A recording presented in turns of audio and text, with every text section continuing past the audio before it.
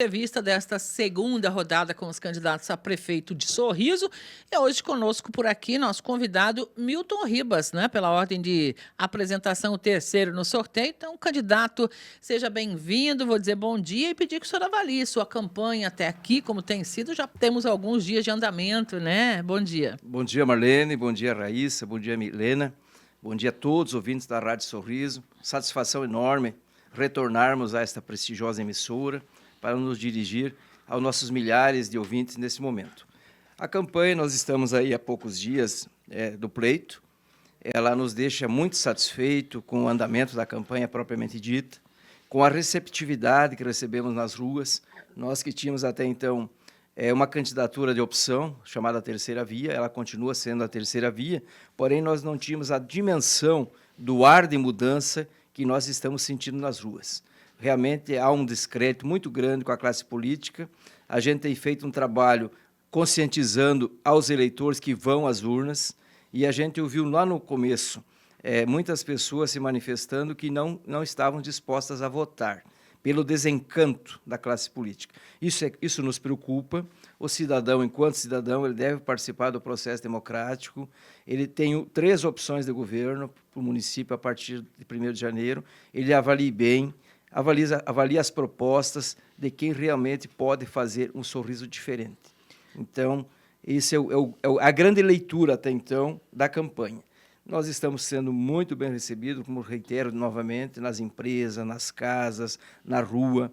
Nossa proposta tem ido ao encontro daquilo que realmente esperam os eleitores de Sorriso, que a gente possa, a partir de 1º de janeiro, já projetar aquele sorriso desenvolvido, voltado para o progresso, não perdermos as oportunidades, buscarmos investimento para a nossa cidade, para o nosso município, para que a gente não fique com ciúme dos outros municípios, principalmente Lucas do Rio Verde e Sinop, que anunciam semanalmente investimentos, gente investindo de fora. Então, nós precisamos voltar, como falei anteriormente em outros programas, ser um protagonista do desenvolvimento econômico do nosso país.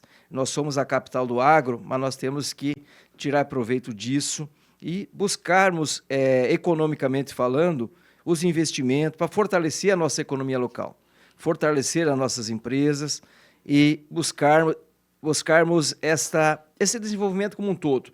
Nós temos 2 ferrovias muito próximas a Sorriso, fazermos uma grande força para essa interligação modal importantíssima, mas não só trazermos as estradas, projetarmos as nossas empresas locais, que elas possam fazer parte dessa fatia, deixar elas preparadas para esse mercado competitivo. Se nós não perdermos a chance de projetarmos Sorriso para essa nova era de tecnologia, desenvolvimento, Sorriso vai ser uma grande cidade e ela vai, além de ser a capital do agro, mas ela vai ser autossuficiente em saúde, educação, prestação de serviços, com mais qualidade de vida. Nós teremos uma cidade mais alegre, mais urbanizada.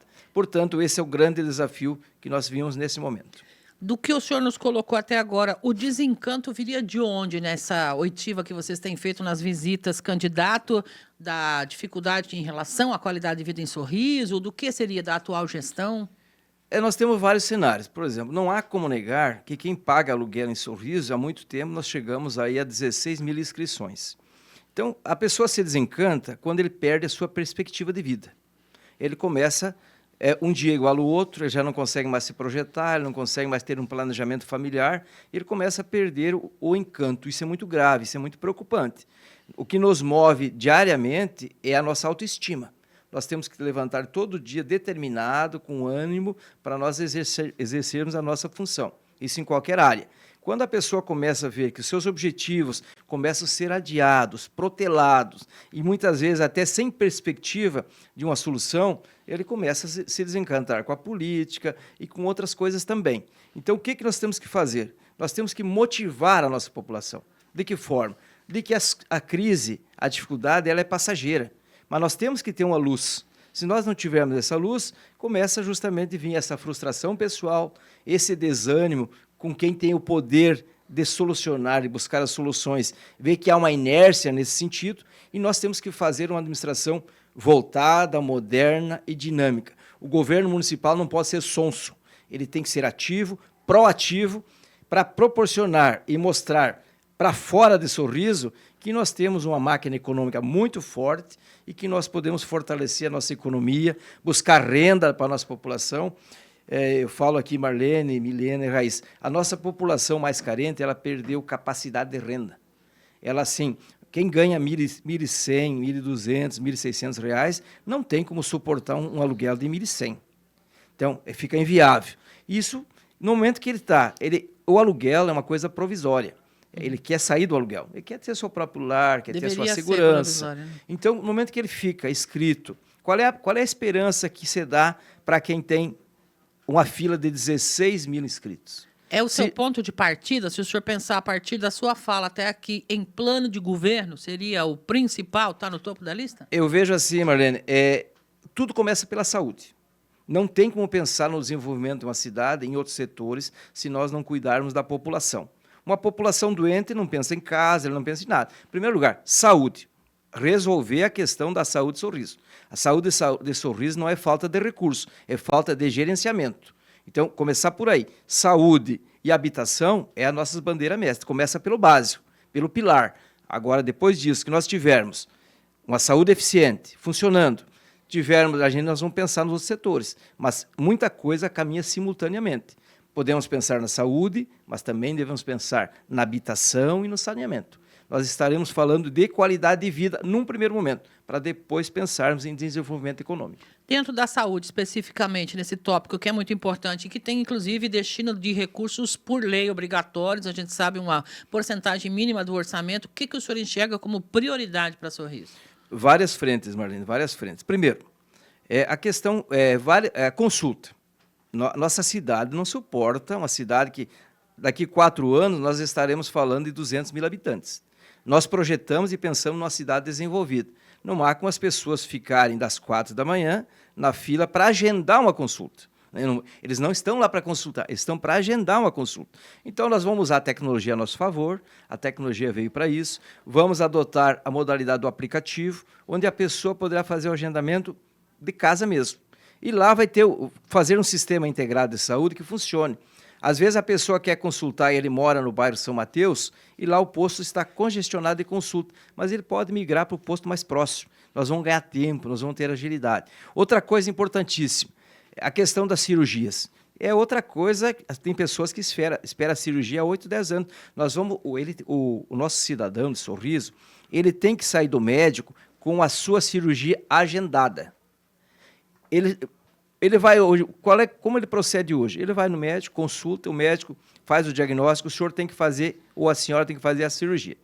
Ele sai para casa com a requisição. Ele não sabe se ele vai ser chamado dali um dia ou dali 8 anos, então não resolveu nada.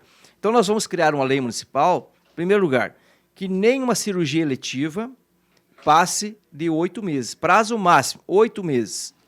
E as de urgência e emergência tem que ser na hora. Então, nós vamos ter que ter esse planejamento. Já sai do médico com a consulta agendada. Aliás, a cirurgia agendada. Fazer um grande mutirão para erradicar umas que já estão na fila e depois ter esse planejamento. Caminhar para ter este grau de organização, que a pessoa, dependendo da urgência ou não, se ele vai fazer a cirurgia daqui 30 dias, ele volta para casa já sabendo qual é o dia da cirurgia. Qual é a esperança que a pessoa volta, vai para casa, tem que fazer cirurgia. Se ele conversa com o vizinho, tem vizinho esperando há 8 anos para fazer a cirurgia. Então, tem que ser equacionado. Por isso que eu falo, não tem como cuidar de uma cidade se não começar pela saúde. Uma sociedade doente não produz. 2 práticas adotadas hoje que eu gostaria que o senhor avaliasse, analisasse. O que o senhor pensa a respeito? Uma delas, a compra dos serviços na rede particular de saúde, ao invés do investimento em unidades próprias do município. E a segunda situação, a contratação via empresas terceirizadas de mão de obra. Como é que o senhor vê esse aspecto aí da saúde? Da saúde, especificamente, como você falou, construir prédio demora. Como a saúde é urgente, não é só questão de urgência e emergência, a saúde como um todo ela é urgente, deverá ser buscada e comprada esse serviço mais próximo. Ver, em primeiro lugar, na praça local, quais as empresas, e nós temos empresas em Sorriso que presta isso. O importante para o cidadão nesse momento, enquanto você projeta prédios, se edifica, que são obras demoradas, é nós atendermos imediatamente o nosso cidadão através da compra de serviço. Vejo como altamente positiva e de preferência que se faça em Sorriso, que não fique os pacientes sendo removidos para Nova Mutum, para Colíder, para Sinop. Vamos ver como é que está a nossa praça particular. Vamos fazer um diagnóstico da cidade, e a gente sabe que é possível e é tranquilo, temos esse serviço, fazer um grande diagnóstico das empresas prestadoras de serviço, seja para exame, seja para os demais procedimentos, que a gente consiga absorver esse atendimento em Sorriso mesmo. E a mão de obra? Contratação de médicos e enfermeiros via empresas terceirizadas é viável? A abertura de concurso público.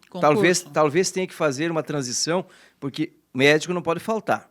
Então, talvez emergencialmente que seja a contratação emergencial. Agora, nós devemos ter no nosso quadro um quadro técnico que comporte toda a nossa demanda. Então, nós iremos fazer concurso público para todas as áreas, até com reconhecimento do profissional. Ele vai ganhar realmente aquilo que é justo de ganhar, que a prefeitura está pagando, e nós teremos, com certeza, uma mão de obra mais efetiva, uma mão de obra, porque problemas de saúde eles não acabam.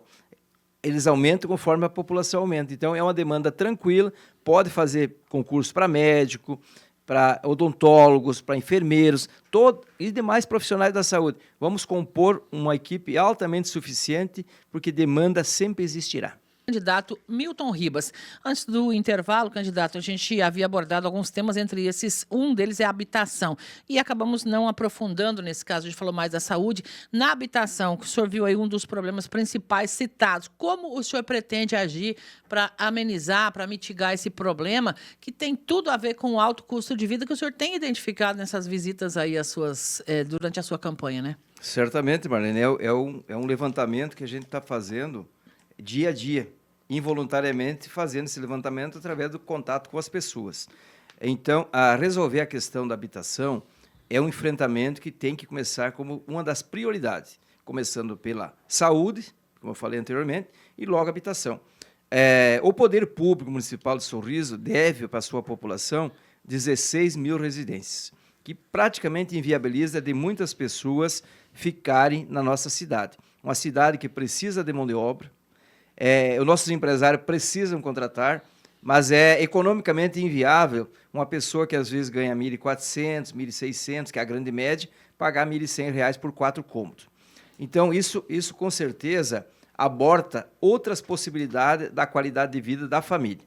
Então, você paga R$ 1.100 de aluguel, maior parte, se tratando de 4 cômodos, pegamos mais simples, já vem uns 200 e pouco de energia, então acaba com que a nossa população ela perca o seu poder de compra básica. De comida? De comida, principalmente. Então, assim, nós queremos que a nossa população tenha a sua casa própria. Tenho certeza, pelos levantamentos que a gente tem, essas mesmas pessoas que pagam de 1.400 a 1.600, pagaria numa residência, seja apartamento ou casa, em torno de R$ 750 de parcela. Depende de quantas vezes for fazer pelo Minha Casa Minha Vida. E aí a energia hoje já vem com energia solar, pagaria então só os 80 da Energisa. E quando eu falo na habitação, a gente não pode esquecer de uma coisa importante. Se vier 1.000 casas para Sorriso, pode considerar que vai vir um incremento econômico, vai vir de dinheiro em torno de 100 milhões de reais. A cada 1.000 unidades, a cada 1.000 casas, considera 100 milhões de investimento. Se nós queremos fazer 5.000 residências entre casa e apartamento, então a nossa comunidade terá uma injeção de recursos em torno de 500 milhões de reais. Que viria de onde esse investimento? Da iniciativa privada, dos gastos da economia, o mercado ia vender mais, a farmácia, as lojas de roupa. Perfeito. Esse seria o consumo, seria a movimentação econômica da cidade. Aí, alguns me questionam muito, da onde vem o dinheiro para a habitação? Nós sabemos que, constitucionalmente, você também sabe, que direito à habitação é um direito constitucional. Sim. Quem tem a obrigação de fazer? O governo federal, através da Caixa Econômica, através do Fundo de Amparo ao Trabalhador, que é o FAT. Enfim, esses fundos constitucionais existem e existem bilhões para financiar a habitação do nosso país. Para se habilitar, tem que ter um projeto, é só termos projeto de habitação, vontade política de fazer. Nós temos, assim, um estreito relacionamento com Brasília, nosso partido tem. Nós temos o nosso presidente Wanderlei Paulo, que já esteve com o ministro. Nós temos uma garantia que nós vamos fazer esse enfrentamento da habitação em Sorriso a partir de janeiro. É um problema muito sério que tende a se agravar e a população de Sorriso tem a oportunidade. Ou ela parte para um novo modelo, ou ela vai continuar reclamando desse e de outros problemas para as mesmas pessoas que até hoje não deram conta de fazer. O senhor acha que faltou vontade de fazer, resolver? Marlene, qualquer atitude política do gestor começa pela sua vontade. Vontade política de realizar. Primeiro passo. Segundo, ter um planejamento para a execução a curto, médio e longo prazo. Por isso que nós estamos dispostos. Falamos desde o primeiro dia de campanha. Nós vamos fazer o nosso governo 5.000 residências no mínimo e vamos disponibilizar 2.000 lotes nos chamados loteamentos sociais. Para quem tem uma dívida habitacional com a população de Sorriso, que é o poder público de Sorriso que tem, ele tem a obrigação de fazer. De 16.000 unidades, nós estaríamos resolvendo quase 50%. Porém, ressaltando que as inscrições não param. A demanda, e a gente tem presenciado na nossa cidade, e eu vejo como muito positivo, a gente, como cidadão, a gente não vê esse quadro. Mas você andando na rua e conversando, tem muita gente que chegou em Sorriso há 2, 3 anos. Já chegou trabalhando, veja bem a importância. Já chegaram trabalhando. Tem algumas profissões determinadas, mas assim, já estão analisando a possibilidade de deixar Sorriso, porque os salários são muito parecidos em qualquer parte do Brasil. O comércio paga um piso salarial X, esse X é praticamente quase que uniforme em todo o país. Porém, o nosso custo de vida é mais alto. E eles vêm com a expectativa de que aqui vão realizar todos os seus sonhos. Daí o desencanto que o senhor citou lá no começo da sua fala. Mas esse pessoal que chegou há pouco, ainda eles estão com essa expectativa, mas estão observando. Então, para quem precisa de mão de obra, e aqui, quando a gente fala de mão de obra, a gente sempre fala da relação do capital e o trabalho. O trabalho não vive sem o capital e o capital não vive sem o trabalho. Nenhum empreendedor consegue realizar seus investimentos se não tiver mão de obra. Então, nós temos que garantir, para falar em progresso, para falarmos em atrair investimento, primeira coisa que se observa é os investidores. O que o poder público está fazendo com a sua saúde? O que está fazendo com a sua educação? Tem mão de obra na cidade? Isso são requisitos básicos. Nenhum complexo industrial vem para uma cidade sem ter essa mão de obra disponível. Então, nós temos que ter essa preocupação. Preservar a nossa massa de mão de obra. A mão de obra que presta esse serviço que faz parte do desenvolvimento de uma cidade. Muito bem, candidato. Passou muito rápido o tempo aqui, 10h50, então eu vou deixar esses 2 minutos finais aí para o senhor trazer as suas considerações, conversando com a nossa audiência. Opa, Marlene, quero agradecer, realmente passou rápido, mas os temas são importantes. A gente quer mais uma vez agradecer a oportunidade que vocês nos concedem, a emissora, a direção, e falar a nossos ouvintes, nossos eleitores, que nós temos uma encruzilhada dia 6 de outubro.